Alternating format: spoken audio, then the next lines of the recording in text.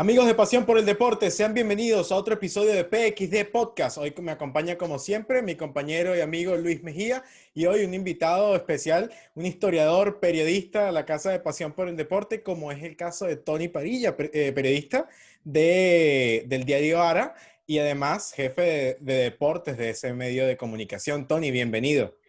¿Qué tal, Rodrigo? ¿Qué tal, Luis? Muchas gracias. Bueno, Tony, ya arrancando, hablábamos un poquito antes de comenzar la entrevista, la noticia que creo que fue una de las más importantes para ti de este final de COVID, que fue el ascenso del Sabadell, luego de estar 5 años en Segunda B, ascienden a Segunda División y derrotando de qué manera el Fútbol Club Barcelona 2-1. ¿Cómo fue ese momento para ti y cómo ha sido la celebración de este ascenso? Bueno, derrotando al segundo equipo del Barcelona, al filial. Ya nos gustaría poder derrotar al primer equipo del Barcelona. Eso aún no nos queda lejos, pero sí, es el equipo de mi ciudad, es el equipo del que soy socio desde que mis padres me llevaron al campo Ya estaba en la barriga de mi madre y iban juntos al campo, o sea, que es el club que explica mi vida. Es un club con muchísima historia, o sea, yo creo que no... fuera de nuestra ciudad, quizás ahora no se conoce mucho, pero es un club muy histórico del fútbol español, 14 años en primera división, jugamos una vez competiciones internacionales, nos metimos en Europa en el año 69, ha llovido mucho, pero nos metimos. Y es el tercer club de España con más temporadas en segunda división. Por tanto, es un equipo que siempre ha estado en fútbol profesional. Hemos pasado una mala racha últimamente y estamos de vuelta con ese playoff que le pudimos ganar al segundo equipo del Barcelona, al Barça, jugando realmente bien.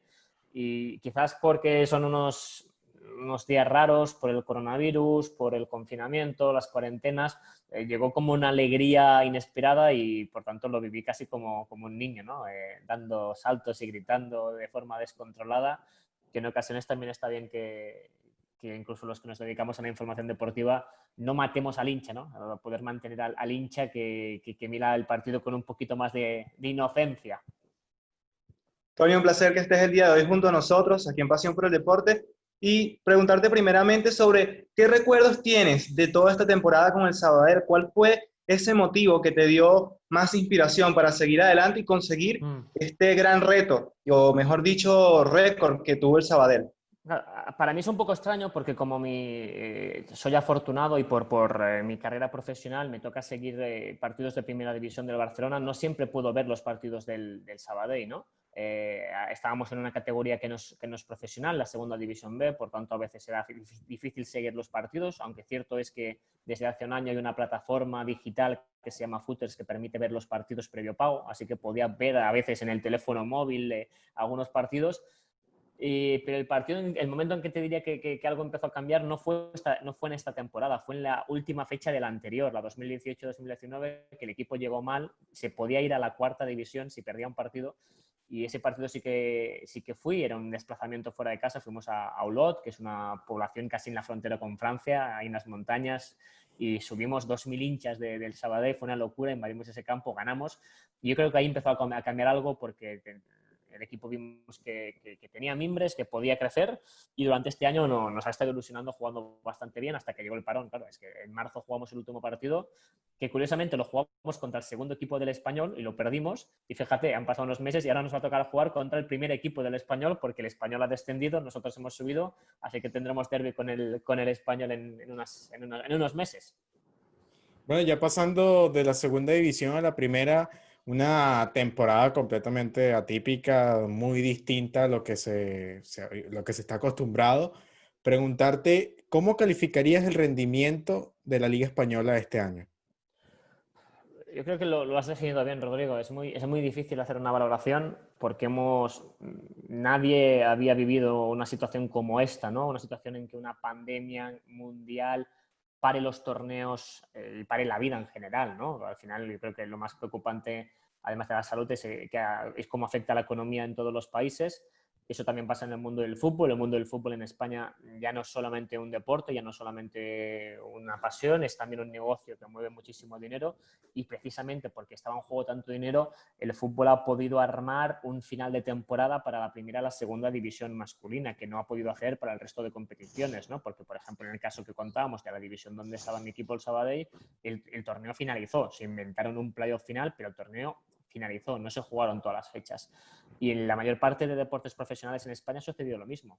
Deportes con mucha tradición no han acabado también sus torneos, es el caso del voleibol, del balonmano, el baloncesto lo hizo con un playoff final, solamente el fútbol pudo hacerlo y iba relativamente bien hasta que llegó la última fecha del torneo de segunda división, ¿no? El último partido se torció todo cuando hubo ese famoso caso de más de 20 positivos en la plantilla del Fuenlabrada, este equipo madrileño de la segunda división.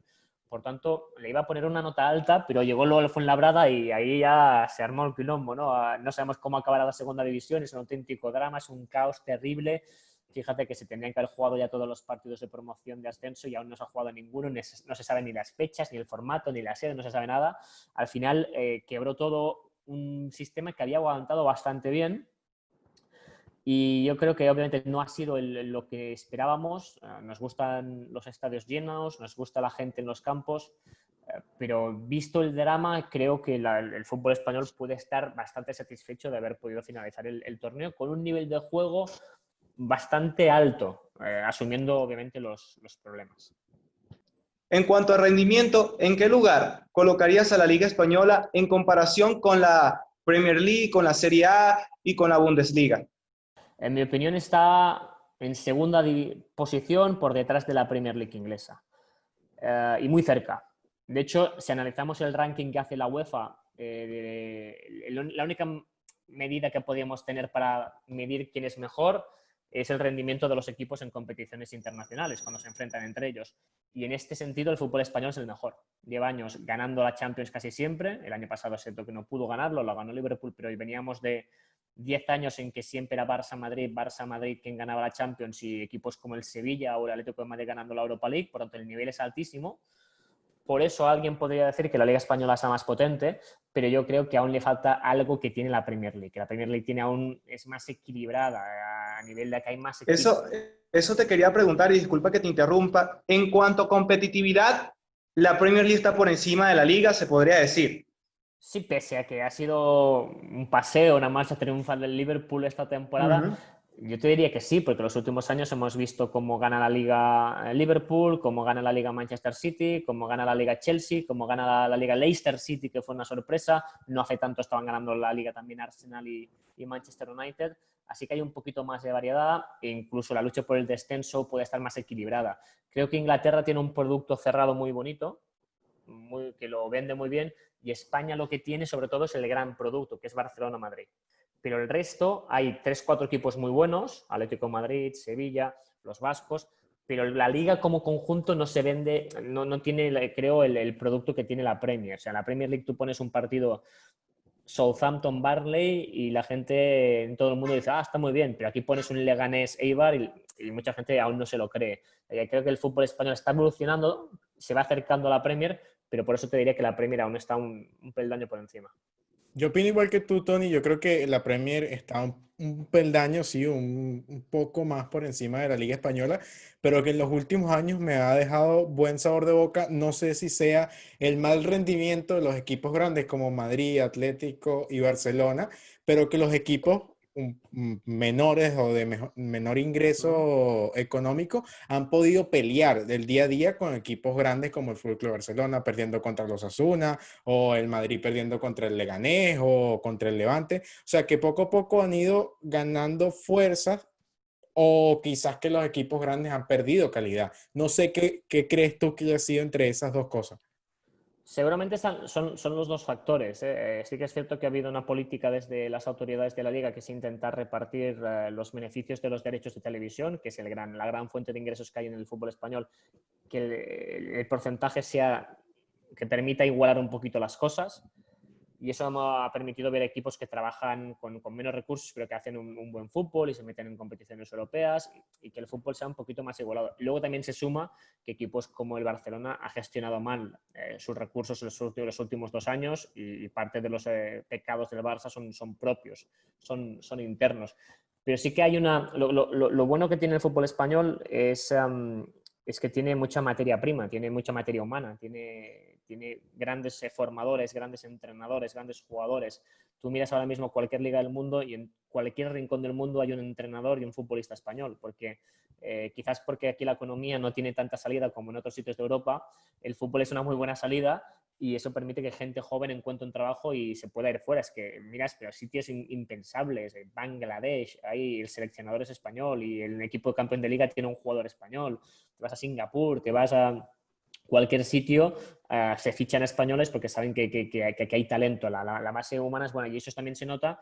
Pues mira el caso, por ejemplo, del Granada, un equipo que este año volvía a Primera División con un entrenador muy joven, el entrenador más joven de Primera, y los ha metido en competiciones europeas. ¿Por qué? Porque es un joven muy bien formado y se ha hecho un buen trabajo en la formación, sobre todo de directores deportivos.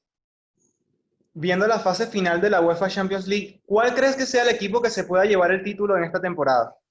Me gustaría saberlo, creo que es la pregunta que todos queremos saber. Se me hace imposible porque el equipo que quizás más me ha gustado después del parón, que es el Bayern, hace semanas que no lo veo, porque los alemanes pararon la liga hace mucho, jugaron ya la final de Copa, entonces el equipo que para mí estaba mejor llegará a Portugal a la fase final. Bueno, primero tienen que ganar el partido de vuelta contra Chelsea, pero ganaron 0-3 la ida. La lógica es que se meten. Y el día que los veamos jugar de nuevo, llevarán sin jugar más de un mes. Así que quizás tiene una afectación negativa. Yo te diría al Bayern, pero insisto, es que como ha cambiado todo, el formato es diferente, es más corto, se puede producir una sorpresa. Sé que no tengo claro exactamente qué nos vamos a encontrar, así que este año me cuesta aún más que los otros hacer un pronóstico. Yo pienso igual que tú, ahí también te acompaña en esa decisión. Yo creo que el Bayern, el Atlético de Madrid y el PSG creo que son los equipos que están como, o quizás un paso más allá, más adelante para quedarse con el título, aunque por ahí suena también el Atalanta, que puede ser un equipo que es una sorpresa. El City, si logra cerrar la clasificación contra el Madrid, puede ser también otro de los equipos que pueda finalizar. Y creo que esta fase final de Champions será muy emocionante. Ya pasando al tema de historia, Tony, preguntarte, tú como historiador, porque además de periodistas, eres un amante de la historia del fútbol, de todo lo que ha sido la trayectoria de este deporte, ¿cómo has podido observar los cambios o la evolución que ha tenido el falso 9 en los últimos años? Uh, el falso 9, eso es un tema también complejo, ¿eh? Bueno, a mí me da la sensación que hubo un momento en que fue un responsable de la aparición del falso 9, sobre todo Pep Guardiola. Ya existía esa figura, pero la puso muy de moda Guardiola, pero no creo que fuera porque él no creía en un 9 a la vieja usanza. Yo creo que lo hizo porque se tenía que adaptar a una situación excepcional que tenía en el Barcelona, que era la presencia de Lionel Messi. Hay un momento en que Guardiola descubre y ve claro que para seguir acompañando el crecimiento de Messi lo tiene que sacar de la banda derecha y lo tiene que llevar al centro. Pero en el centro había un sueco de casi 2 metros llamado Zlatan Ibrahimovic que obviamente no quería ser movido de ahí y tuvo que tomar una decisión. Las dos eran buenas.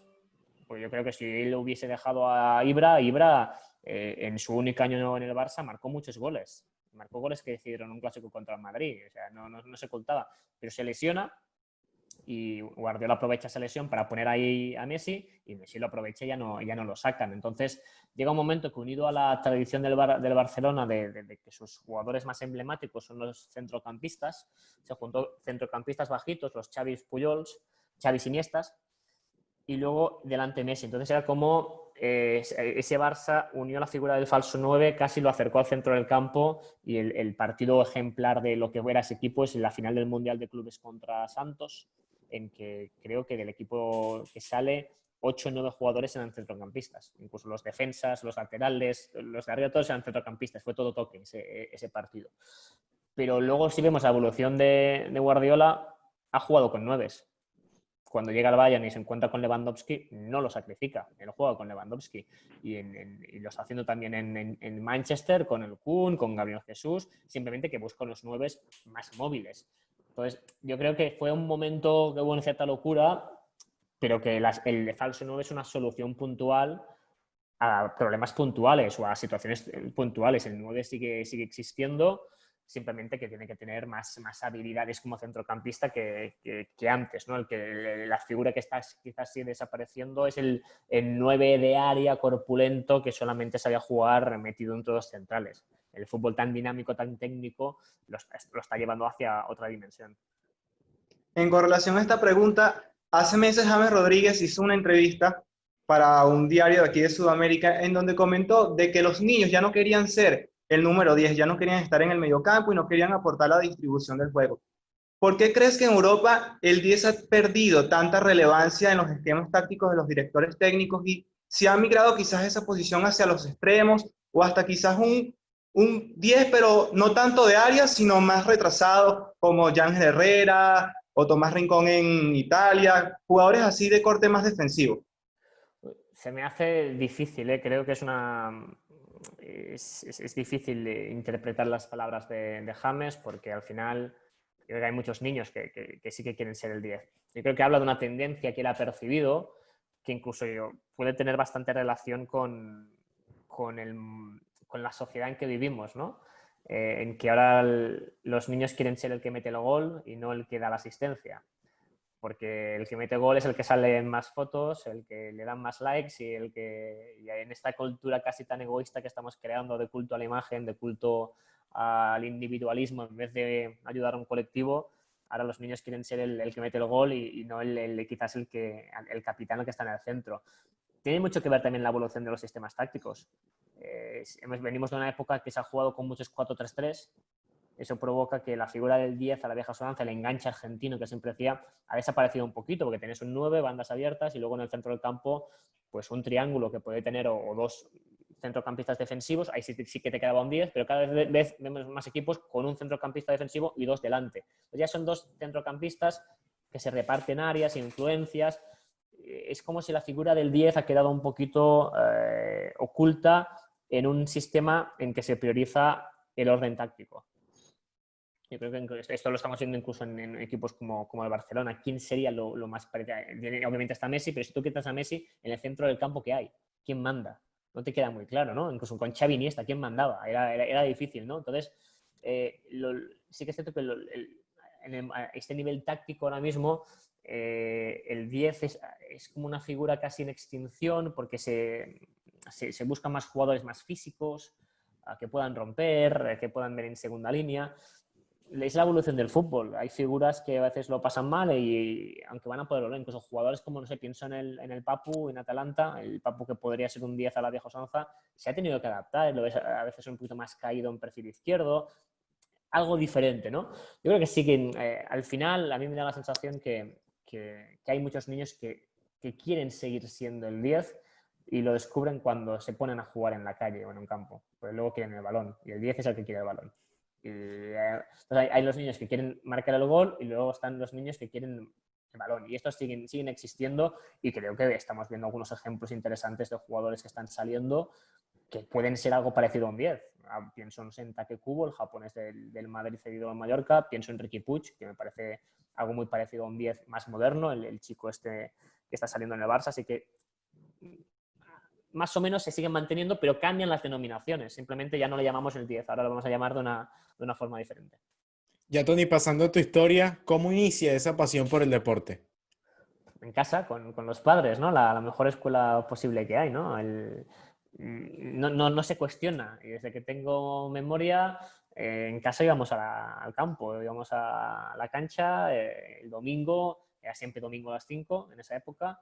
Era un ritual, toda la familia junta, íbamos al campo y decíamos también muchos partidos fuera de casa, sí, muchos días, nos subíamos al coche, 5, 6 horas, 7 horas de carretera y para ir a ver el partido en que siempre el equipo perdía.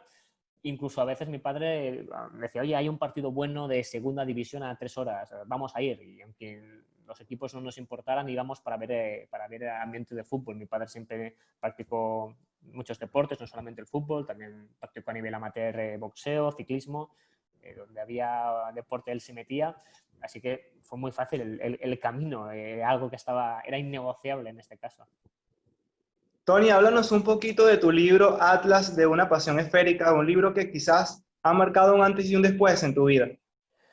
Sí, yo creo que más que el libro marcar un antes y un después, el libro es un reflejo de mi vida, ¿no? Porque al final es un libro que recoge muchas historias que tienen en común, obviamente, el escenario es el fútbol, pero que en ocasiones no tienen por qué ser solamente de fútbol.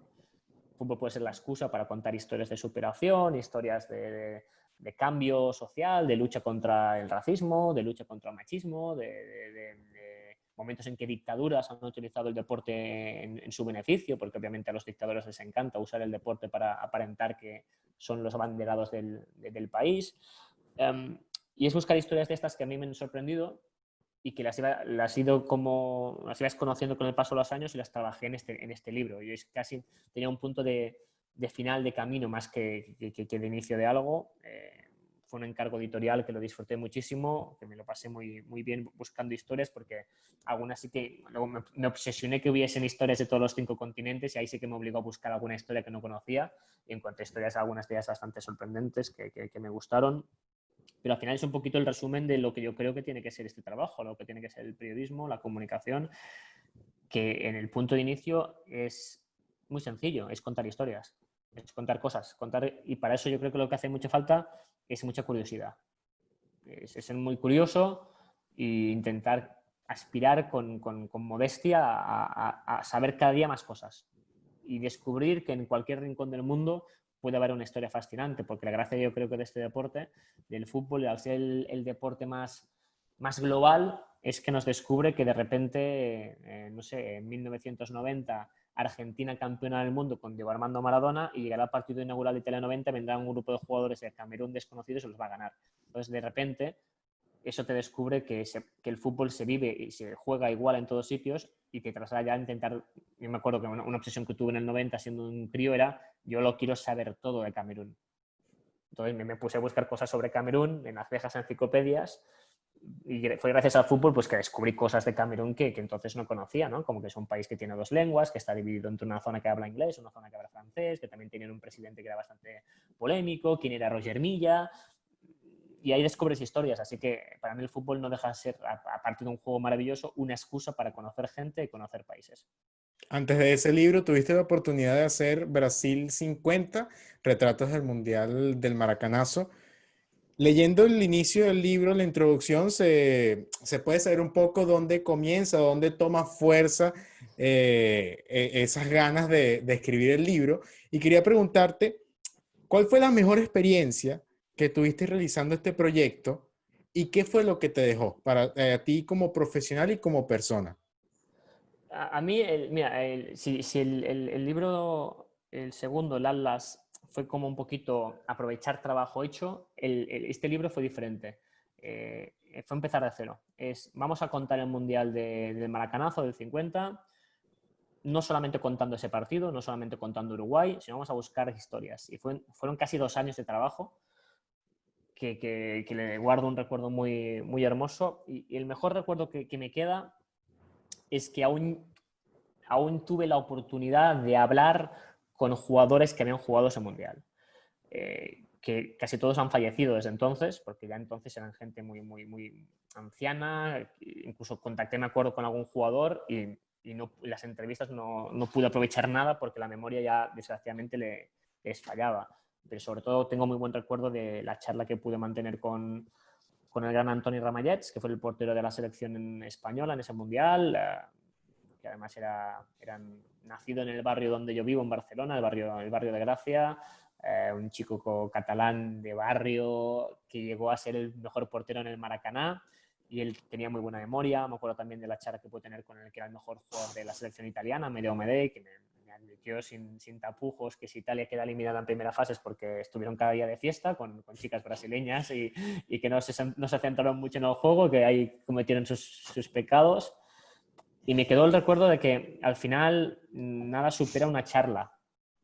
Nada supera el hablar con los protagonistas. Yo creo que la enseñanza que me dejó y algo que intento siempre transmitir a la gente es el mejor periodismo, las mejores historias las vas a tener que hacer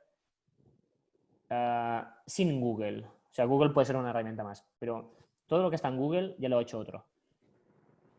Es así, Tony. Ya para culminar, ¿a dónde vas y qué le falta por lograr a Tony Padilla en cuanto al periodismo deportivo y la historia? No tengo ni idea. Yo creo que sobrevivir con trabajo ya es un éxito. Me haría mucha ilusión, eso sí, me haría mucha ilusión cubrir unos Juegos Olímpicos. No los he cubrido. Y Ya toda la viene gente uno. sí, sí, y todos los que han ido me dicen que los deportistas de otros deportes son más próximos que los futbolistas y que se goza más. Así que me haría mucha ilusión poder cubrir unos Juegos Olímpicos. A veremos. Hay unos en el horizonte en París que no me pillan lejos, quizás van a ser esos porque los de Tokio creo que ni se van a hacer jamás. Bueno, Tony, muchísimas gracias por estos minutos, gracias por prestarnos, conocer un poco más de lo que es tu historia, de lo que es tu carrera como profesional y de la historia del fútbol. Ya dejarte las cámaras de pasión por el deporte para que le envíes un saludo a toda la fanaticada del fútbol. Y bueno, que te siga todos tus proyectos, porque además del Diario Ara, hasta trabajas en la revista Panenka, Marcador Internacional y muchísimas cosas más que haces día a día, gracias a Dios, con empleo, con esta situación. Y bueno, dejarte las cámaras para que le envíes un mensaje a todos los fanáticos del fútbol. Sí, claro, bueno, pues mandar un abrazo a toda la gente que os sigue, toda la gente que ama este deporte y sobre todo no hay que olvidar nunca que por encima de todo este deporte es un punto en que nos encontramos. No nos peleemos, que ya tenemos suficientes problemas en la vida como para pelearnos por el fútbol también. Muchísimas gracias a todos los que nos vieron. Gracias de nuevo a Tony. Gracias, Luis, por acompañarnos en otro episodio más de PXD Podcast y sigan más cerca de cada jugada. Hasta la próxima.